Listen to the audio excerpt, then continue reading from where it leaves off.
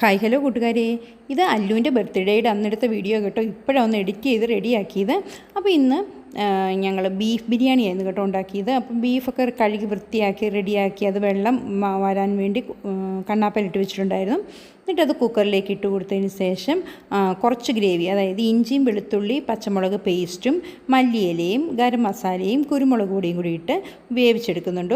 ഒരു 5-8 വിസിൽ വരുന്നവരെ ഞാനിത് വേവിച്ചു കേട്ടോ. പക്ഷേ വെന്തിട്ടുണ്ടെങ്കിലും വെള്ളം പറ്റിയില്ലായിരുന്നു. പിന്നെ ഞാനിത് വെള്ളം പറ്റാൻ വേണ്ടി കുറച്ച് സമയം കൂടെ വെച്ച് കൊടുത്തായിരുന്നു. അതൊക്കെ കഴിഞ്ഞിട്ട് നമ്മൾ വീണ്ടും ചീനിച്ചട്ടി അടുപ്പത്ത് വെച്ചതിന് ശേഷം ഈ ബീഫിനെ ഒന്ന് റെഡിയാക്കി എടുക്കണ്ടേ. അതിനെ ഇപ്പം നമ്മൾ അതിനകത്ത് അധികം ചേരുവകളൊന്നും ചേർന്നിട്ടില്ലല്ലോ. അപ്പോൾ നമ്മൾ അതിന് വേണ്ടി നമ്മൾ വീണ്ടും ചീനിച്ചട്ടി അടുപ്പത്ത് വെച്ച് എണ്ണ ഒഴിച്ച് കൊടുത്തതിന് ശേഷം ഒരു 4 സവോളയോളം ഇട്ട് വഴറ്റിയെടുക്കുന്നുണ്ട്. 4 സവോളയും കൂടി ഒന്ന് വഴറ്റിയെടുത്തതിന് ശേഷം നമ്മൾ ഒത്തിരി വഴന്നു പോകണ്ട, ചെറുതായിട്ടൊന്ന് വഴന്ന് വരുമ്പോഴത്തേക്കും നമുക്ക് അതിനകത്തേക്ക് തക്കാളി ഇട്ട് കൊടുത്ത് ഇച്ചിരി ഉപ്പും കൂടിയൊക്കെ ഇട്ട് കൊടുത്തൊന്ന് നന്നായിട്ട് ഒന്ന് ഉടങ്ങി വരുന്നത് വരെ വേവിച്ചെടുക്കണം. അടച്ചു വെച്ച് വേവിക്കാം. എന്നിട്ട് അതിലേക്ക് നമുക്ക് കുറച്ച് ഇഞ്ചി വെളുത്തുള്ളി പച്ചമുളക് പേസ്റ്റ് കുറച്ചുകൂടെ ചേർത്ത് കൊടുക്കണം. എന്നിട്ട് അതും കൂടി ഒന്ന് ഇട്ട് കൊടുത്ത് നന്നായിട്ടൊന്ന് ഇളക്കി യോജിപ്പിക്കാം.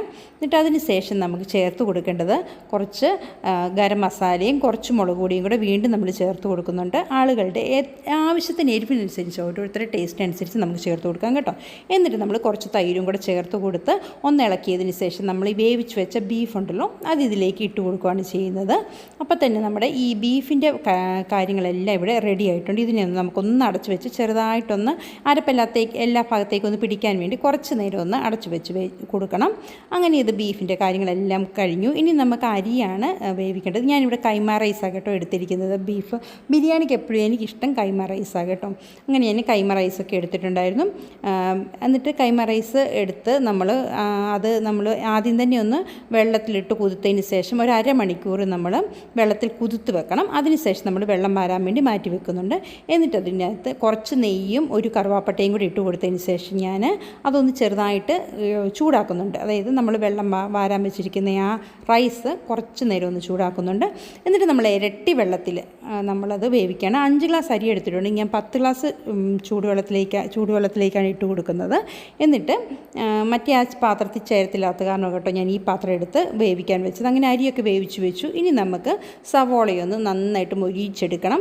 അങ്ങനെ ഞാൻ 2-3 പാർട്ടായിട്ടാണ് കേട്ടോ സവോളയൊന്ന് മൊരിയിച്ചെടുത്തത്. കാര്യം ഞാൻ ഒരു 3 സവോളയോളം എടുത്തിട്ടുണ്ടായിരുന്നു. ചെറുതായിട്ട് കനം കുറച്ച് അരിഞ്ഞ് നമ്മൾ ഒത്തിരി എണ്ണയൊന്നും ഒഴിച്ചല്ല കേട്ടോ ഞാനിത് മൊരിച്ചെടുക്കുന്നത്. അങ്ങനെ അതൊക്കെ ഒന്ന് മൊരിച്ചെടുത്ത് ചെറുതായിട്ട് ഉപ്പും കൂടെ ചേർത്താൽ മതി. പെട്ടെന്ന് അതങ്ങ് മൊരിഞ്ഞ് വരും. നല്ല ബ്രൗൺ കളറ് ക്രിസ്പി ആക്കി കഴിയുമ്പോഴത്തേക്ക് നമ്മൾ അതിനെ എടുത്ത് കോരിയെടുക്കുന്നുണ്ട്. അങ്ങനെ 3 സെറ്റായിട്ട് അതിനെ അത് റെഡിയാക്കി എടുത്തിട്ടുണ്ട്. ഇനി നമുക്ക് കിസ്മിസും കൂടി ഒന്ന് ഇതുപോലെ തന്നെ ചെറുതാക്കിയെടുക്കാം. അത് വീർത്ത് വരുമ്പോഴത്തേക്ക് നമുക്ക് അതിനെ അങ്ങ് മാറ്റി കൊടുക്കാം. ഇനി നമുക്ക് നട്ട്സാണ്. നട്ട്സും കൂടി ഒന്ന് ബ്രൗൺ കളർ, ഒരു ചെറിയ ബ്രൗൺ കളർ ആകുമ്പോഴത്തേക്ക് നമുക്കതിങ്ങനെ എടുക്കാം. അങ്ങനെ അതും കഴിഞ്ഞു. ഇനിയിപ്പം നമുക്ക് ദം ഇടാനുള്ള പരിപാടികളാണ്. ഞാനിവിടെ ദം ഇടുന്നത് ഇതുപോലൊരു ഇതിനകത്ത്, അതായത് നമ്മുടെ ദോശക്കല്ല് വെച്ചതിന് ശേഷം പാത്രം വെക്കുക കേട്ടോ. ഈ പാത്രം എനിക്ക് BCMൽ എൻ്റെ പഴയ ഫ്രണ്ട്സ് എനിക്ക് ഗിഫ്റ്റ് ചെയ്തത് ഹൗസ് വാമിങ്ങിൻ്റെ അന്ന്.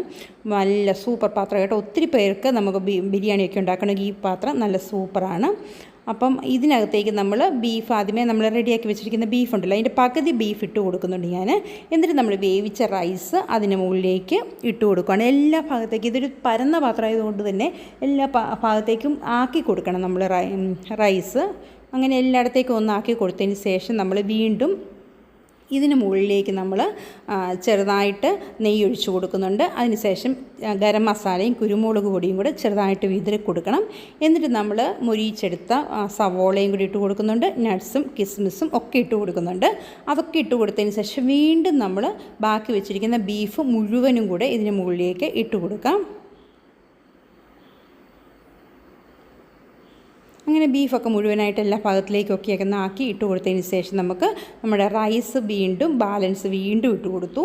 ഇട്ടൊക്കെ കൊടുത്തതിന് ശേഷം നമുക്ക് വീണ്ടും നെയ്യ് ഒഴിക്കുന്നു, ഗരം മസാല ഇടുന്നു, കുരുമുളക് പൊടി വിതറുന്നു.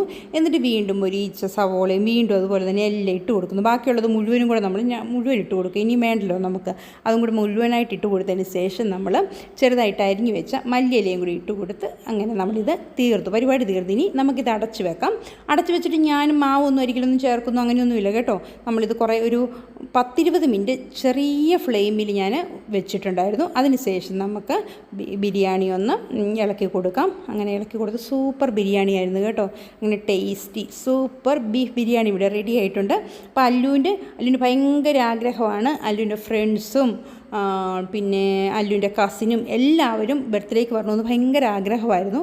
അതുകൊണ്ട് തന്നെ എല്ലാവരും വന്നിട്ടുണ്ടായിരുന്നു.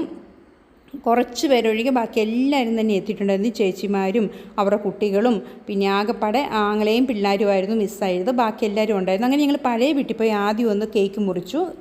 അമ്മച്ചിയുടെയും ചാസിൻ്റെ അടുത്ത് പോയി. എന്നിട്ട് വീട്ടിൽ വന്നിരുന്നു നമ്മൾ അവരും ഫ്രണ്ട്സും കൂടെ അപ്പൂൻ്റെ അല്ലുവിൻ്റെ ഫ്രണ്ട്സും അവരും കൂടെ ബിരിയാണി കഴിച്ചു. അത് കഴിഞ്ഞപ്പോഴാകട്ടെ കുറച്ച് നേരം വൈകിയാണ് ചേച്ചിമാരൊക്കെ വന്നത്, കസിൻസും ഒക്കെ വന്നത്. പിന്നെ അവർ വന്നു കഴിഞ്ഞിട്ട് പിന്നെ പൂരം അലമ്പായിരുന്നു. അയ്യോ ബലൂൺ വേർപ്പിക്കുന്നു. അവർ ബലൂണൊക്കെ ആയിട്ടാണ് വന്നത്. അങ്ങനെ ഡെക്കറേറ്റ് ചെയ്തില്ല എന്ന് പറഞ്ഞു. പിന്നെ അവരെല്ലാം അവിടെ എല്ലാം ഡെക്കറേറ്റൊക്കെ ചെയ്തു. അങ്ങനെ ഭയങ്കര ബഹളമായിരുന്നു. അതിനുശേഷം വീണ്ടും ഞങ്ങൾ ഇവിടെ വീണ്ടും അതായത് ഈ വീട്ടിൽ തന്നെ വീണ്ടും കേക്കൊക്കെ മുറിച്ചു. അവർ കൊണ്ടുവന്ന് സമ്മാനമൊക്കെ പൊതിയൊക്കെ അഴിച്ച് നോക്കുക കേട്ടോ. അല്ലുവിന് കാറ് അങ്ങനത്തെ സാധനങ്ങളൊക്കെ ഭയങ്കര ക്രേസാണ്. ഭയങ്കര ബഹളമായിരുന്നു. ആ കാറ് കിട്ടിയപ്പോഴത്തേക്കും കിട്ടിപ്പോയി എന്നൊക്കെ പറഞ്ഞുകൊണ്ട് പിന്നെ കുറേ നേരം ആ വണ്ടികളുമായിട്ടൊക്കെ ഇതൊക്കെയായിരുന്നു. വണ്ടി കിട്ടിയതിൻ്റെ സന്തോഷത്തിൽ ചിന്നുകുട്ടിയും ചാണ്ടിയും നേഹക്കുട്ടിയൊക്കെ വണ്ടിയും കൊടുത്തു. അങ്ങനെ ഭയങ്കര സന്തോഷമായിരുന്നു ഗിഫ്റ്റൊക്കെ കിട്ടിയതിൻ്റെ. പിന്നെ ഞങ്ങൾ വേഗം തന്നെ ഇനിയിപ്പം കേക്ക് മുറിക്കാമെന്ന് പറഞ്ഞു. കാര്യം കുറേ സമയം ആയായിരുന്നു. അപ്പോൾ തന്നെ പിന്നെ ഞങ്ങൾ കേക്ക് മുറിച്ചു.